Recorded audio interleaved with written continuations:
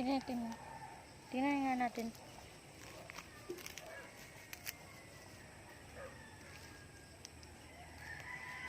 Ang ganda ng ano niya, oh.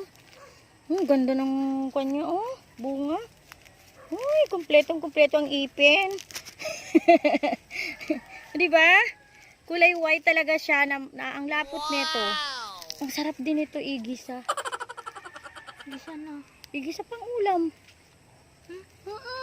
Nilalagyan ng malunggay. Tapos baboy.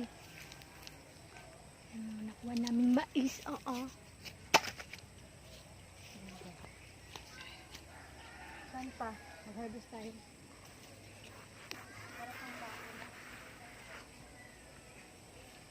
Dito. Ay, ito oh. Maliit pa eh. Maliit pa. Maliit pa ba? Ito na nga, malaki.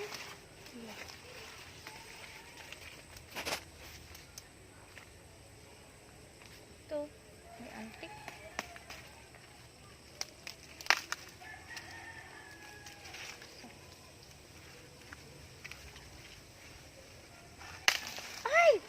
Wala, naputol. Patay tayo nito, ala. Kawawa naman. Naputol. Patay tayo nito kay Papa. Yari. Wala na. Doon pa naman greens. Wala na tayong magagawa. Naputol na eh. Ito pa oh. Pwede na kaya ito na eh. Ay, hindi pa. Malambot. Ito. Parang ako na nagtingin dito. Ano to? Ano na siya, Bingo? Sumanga siya, oh. Tingnan mo, dalawa yung ano niya, katawan. Oh, minsan ganyan. Parang kambal. Kambal na mais. Kambal na mais, oh. Tingnan nyo guys, oh. Dalawa siya, oh. Dalawang mais, kambal. Sa tao, kambal. Ito pa rin, oh. Ito pala oh.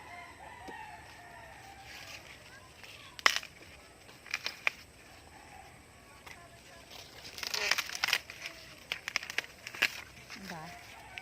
Sarap to pang laga. Lagyan natin yung sinigang ng ganito. Pwede yun, di ba? Oh. Yan nga lang nilalagay namin. Di ba? Masarap yun eh. Aray! Sakit! Itinik! Gahanap ako ng talbos ng kamote. Marami pala dito.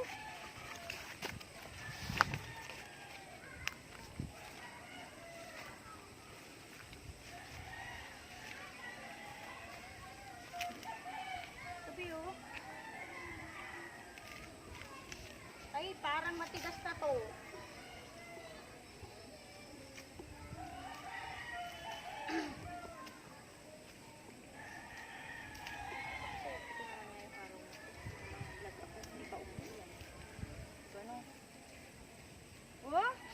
Siya. Ano kasi dito pag matigas na, no?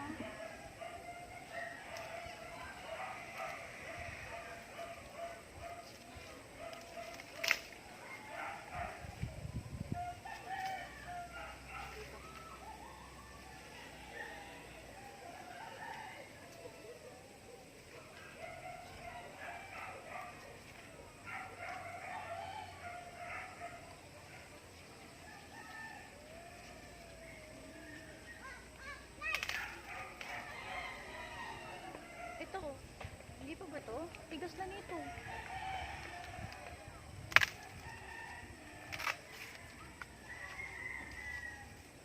Dami na siguro nito. Tama na yan. Tama na to. Ang dami na. Sakit ah.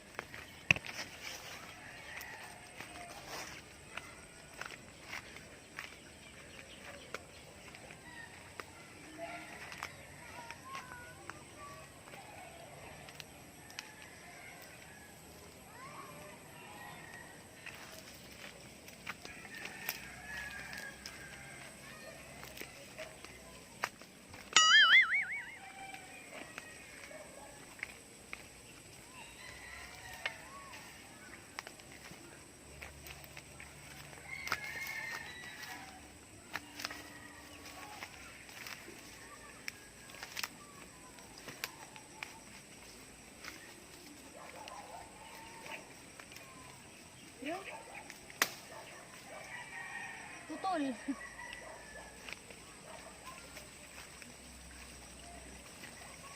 Kuhan mo tabi. Papa.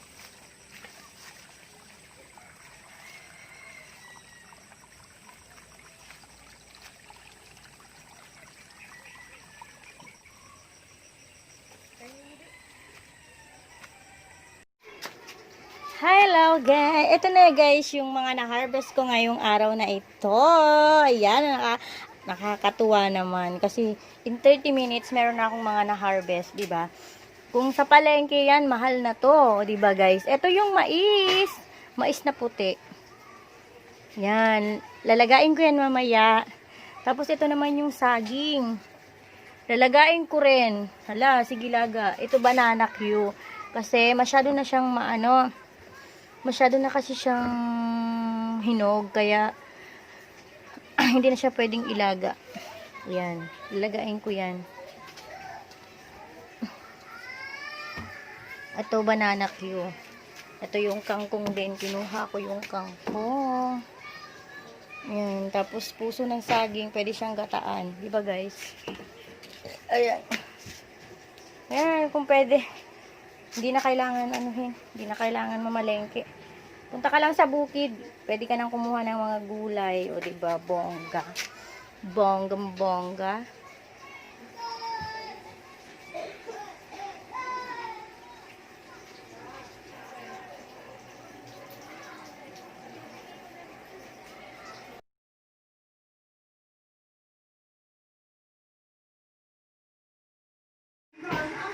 Yes, tapos na. May uling. Magugulat ng mga manunood ang karakter ni Lolo de Leon, Aaron Villena, Harvey Ross, at iba pa sa upcoming prep episode ng Biskulan. Babaero ang karakter ni Aaron na matatapos ang maliligayang araw. Ko si isang babae na sobrang magmahal. Lahat ay gagawin niya para sa taong mahal. Nakikita ba ako? Unfortunately, medyo hindi siya nag-workout, pero yun po ang kailangan nilang ginagawang kalokohan behind her back. Ito na yung mais.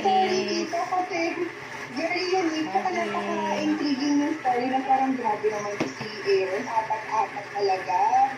Hindi natanggihan ni Lolo. And nakapagtapos din naman ng college na. And then, of course, he was also in basketball during his high College school lang naman ang... years. So, now he wants to venture.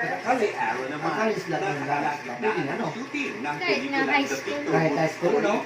kung saan ginagawa na niya ang papel ni Yang Eddie Gutierrez. Kasi noong time na yung banla ay sobrang sikat ni Sir Eddie Gutierrez at Ms. Rita Morales na time na yun. Si Arnie naman, simula nang mag-quarantine, nanatili na siya sa Cavite para harapin ang kanyang negosyo. Kaya kasi ako may restaurant dito sa Cavite. So, simula na ng quarantine, kahit yung pandemic, talagang naging hands-on ako din sa business ko. Meron din laundry shop and nail shop. War Santiago, updated sa showbiz. Nakikita to? Susunod! Mga tauhan ng Bureau of Immigration na irereklamo ng katiwalian, tanggal na agad sa pwesto. At ang kwento sa likod ng Halloween costume ni Zia Dantes na pinusuan ng mga netizen. Walang pati na pagtutok dito lang sa 24 oras. Artista na.